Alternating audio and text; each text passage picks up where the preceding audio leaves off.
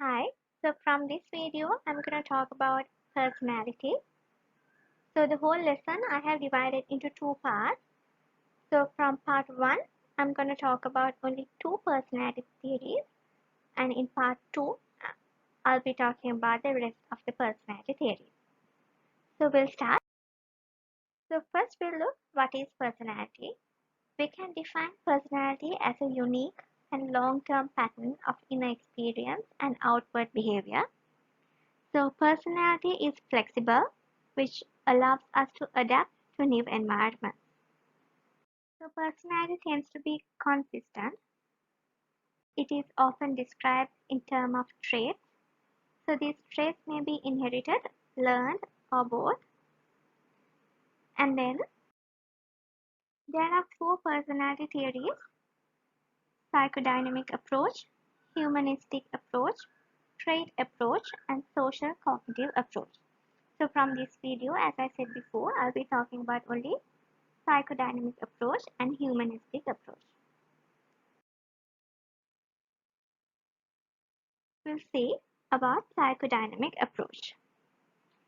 Psychodynamic approach includes a variety of theoretical models derived from the work of Sigmund Freud. Psychodynamic perspective focuses on unconscious mental forces that shape our personality. So there are four psychodynamic theorists: Sigmund Freud, Carl Jung, Alfred Adler, and Erik Erikson.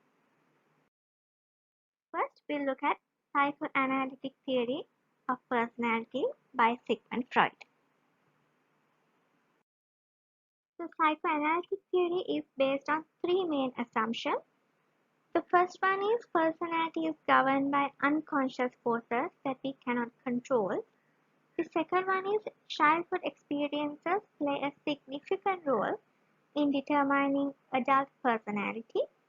And the next one is personality is shaped by the way children cope with sexual urges. So Freud used this analog of an iceberg to describe the three levels of the mind, which are conscious, preconscious, and unconscious. Preconscious means material we are fully aware of at a particular time, and preconscious means material just below the surface of awareness, and unconscious means material well below the surface of conscious awareness. Also, Freud argued that psyche is divided into three structures: id, ego, and superego. Id is the primitive instinctive component of personality.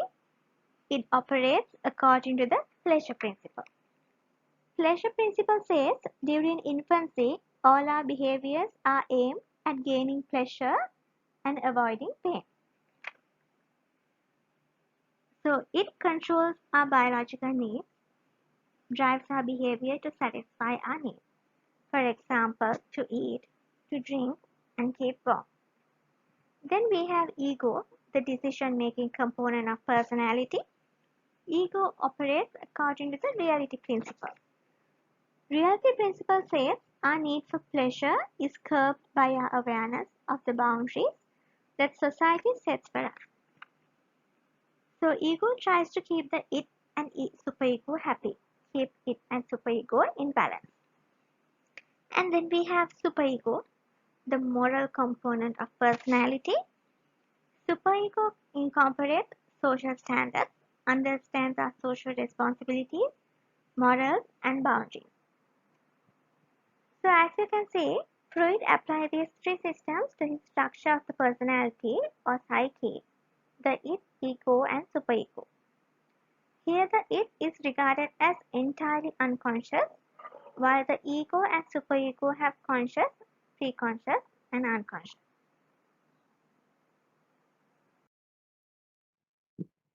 So next, Freud believed that behavior is the result of ongoing internal conflict among id, ego, and superego. He believed that conflicts stemming from sexual aggressive urges are especially significant, and such conflicts arouse anxiety, so we use defense mechanisms. Largely unconscious reactions that protect a person from painful emotions such as anxiety and guilt. So here we have 5 defense mechanisms: repression, regression, displacement, sublimation, and projection. We'll see what are these defense mechanisms. First we have repression. Repression means unknowingly placing an unpleasant memory or thought in the unconscious. For example, not remembering a traumatic incident in which you witnessed a crime. Then the second one is regression, which means reverting to immature behavior from an earlier stage of development. For example, throwing temper tantrums as an adult when you don't get your way. And then we have displacement, redirecting unacceptable feeling from the original source to a safer substitute target. For example, taking your anger toward your boss out on your spouse or children by yelling at them and not your boss. And, and then we have sublimation, which means replacing socially unacceptable impulses with socially acceptable behavior. For example, channeling aggressive drives into playing football or inappropriate sexual desires into art.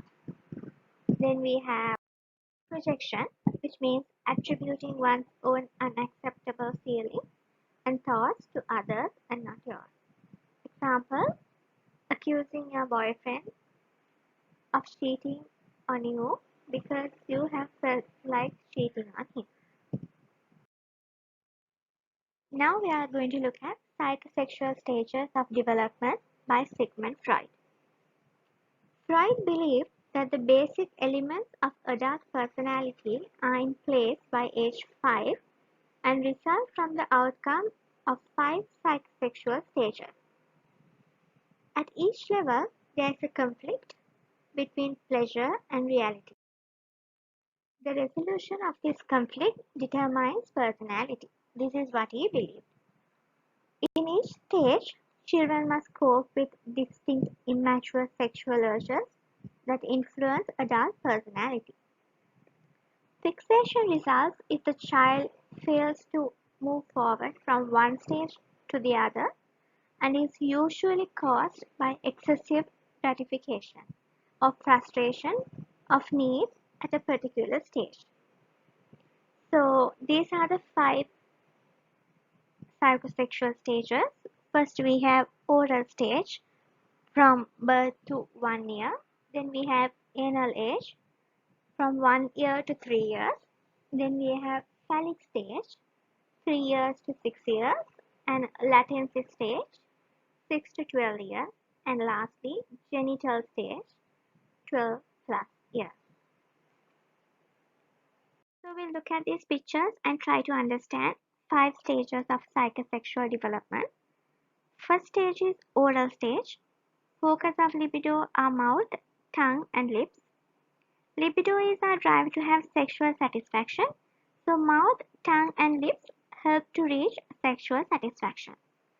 Freud believes that there is a major development at this stage. For this oral stage, major development is pleasure from oral stimulation, which includes tasting and sucking and also breastfeeding formula. So he believed if the child couldn't reach this major development, there will be problems or adult fixation when he grows up. So for oral stage, problem or the adult fixation is dependency or aggression, problems with drinking, smoking, eating, and nail biting. So then we have anal stage. Focus of libido is anus. Major development primarily focuses on controlling bladder and bowel, also eliminating or retaining feces, and toilet training. So problem or the adult fixation is anal expulsive versus anal retentive. Anal expulsive includes messy, wasteful, and destructive. Anal retentive includes orderly, rigid, and obsessive. Then we have phallic stage. Focus of libido is genitals. Major development primary focus is on genitals, differences between male and female. So child becomes rival for the affection of opposite sex parent, which we call as Oedipus complex, and also child begins to identify with the same sex parent, which means Electra complex. So problems are adult fixation. Fixation can result in sexual deviances or confused sexual identity. Freud believed that girls continued to possess feelings of envy. Then next we have latency stage. There's no focus of libido. Major development is sexual desires are pushed to background, which they start focusing on intellectual and social pursuits and develop defense mechanisms. So problems of adult fixation includes important stage for development of communication, skills, and self-confidence. Then lastly, we have genital stage. Focus of libido is on genitals. So as the major development, they reach full sexual maturity, sexual desires are renewed, and they seek relationship with others. So problems and adult fixation include problems that emerge in this stage are carried over from earlier stages. So if all stages are successfully completed, the person should be sexually matured and mentally healthy. So now let's evaluate Freud's psychosexual stages. So these stages focused entirely on male development with little mention of female psychosexual development. And also this is difficult to test scientifically because concepts such as libido are impossible to measure and therefore cannot be tested. Also, the research that had been conducted tends to discredit Freud's theory. And then future predictions are too vague because how can we know that a current behavior was caused specifically by a childhood experience? And also the length of time between the cause and the effect is too long to assume that there is a relationship between the two variables. And these psychosexual stages are based upon case studies and not empirical studies. Also, Freud based his theory on the recollections of his adult patients, not on actual observation and study of children.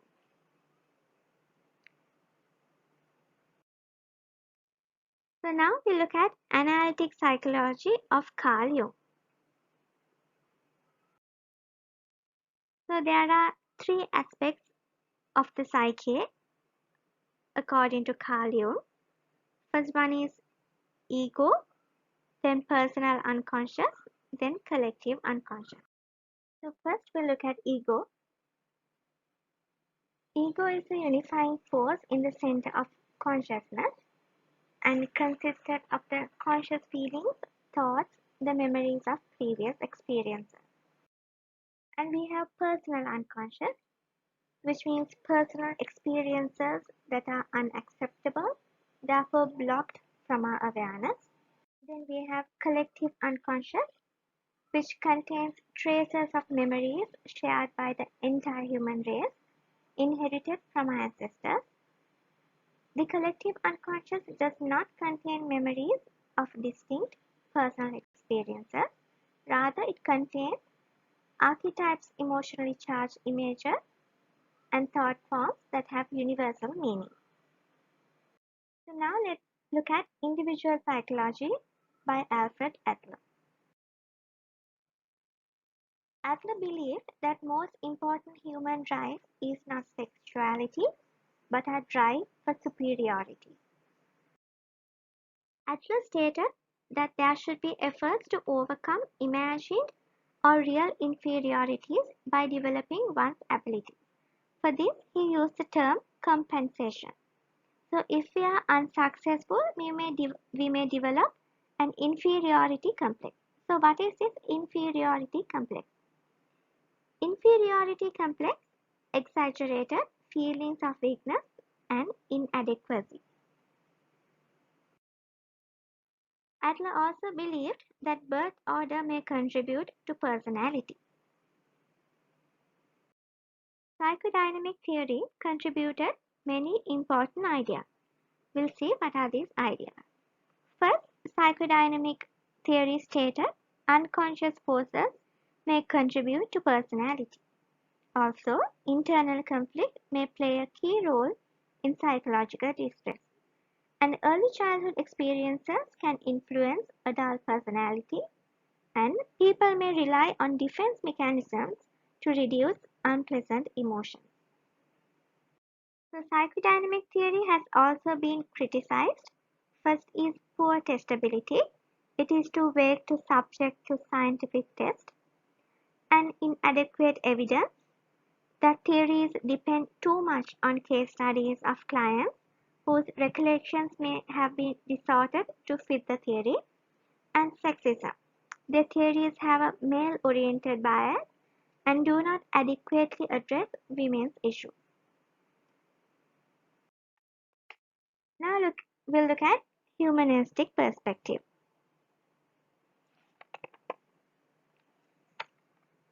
So first we'll see what is humanism. Humanism is a theoretical orientation that emphasizes the unique qualities of humans, especially their free will and their potential for personal growth. So humanistic perspective is based on the following ideas. First one is humans have an innate drive toward personal growth, and the second one is humans exercise free will over their actions, and then humans are largely rational beings driven by conscious needs. First we'll see person-centered theory by Carl Rogers.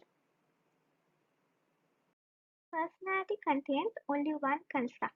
That's what Roger believed. So the self or self-concept is the one construct that he believed. What is this self or self-concept? It's a collection of beliefs about one's own nature, unique qualities, and typical behavior. So if our ideas about ourselves match our actual experiences, self-concept is congruent with reality. If our ideas about ourselves do not match reality, this disparity is called incongruence, which undermines our well-being. And now we'll look at the theory of self-actualization by Abraham Maslow. So what is self-actualization? Self-actualization is the realization or fulfillment of one's talent and potentials, specially considered as a drive or need present in everyone. Self-actualizing person. So whom do we call self-actualizing person? People with extremely healthy personalities we call as self-actualizing person. So to become a self-actualizing person, a person should have a systematic arrangement of needs according to priority, in which basic needs must be met before fewer basic needs are aroused. So now we'll see Maslow's hierarchy. Human motives are organized into a hierarchy of needs.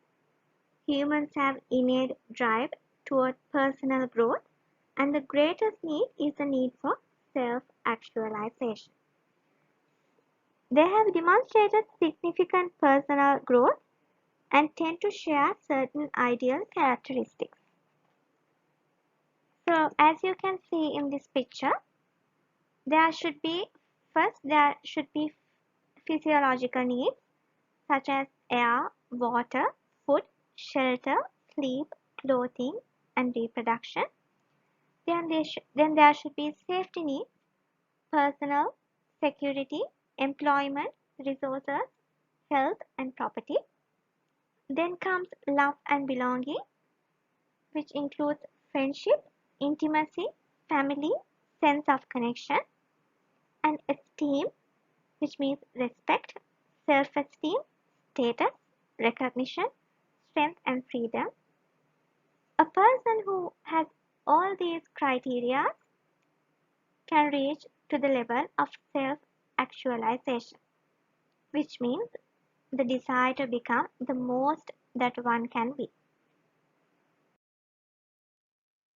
So then we look at humanistic theory is credited with identifying the self-concept as a key element of personality, also placing an emphasis on a more positive outlook on human behavior and personality. Criticism of humanistic theory. First one is poor testability, an unrealistic view of human nature, and then inadequate evidence.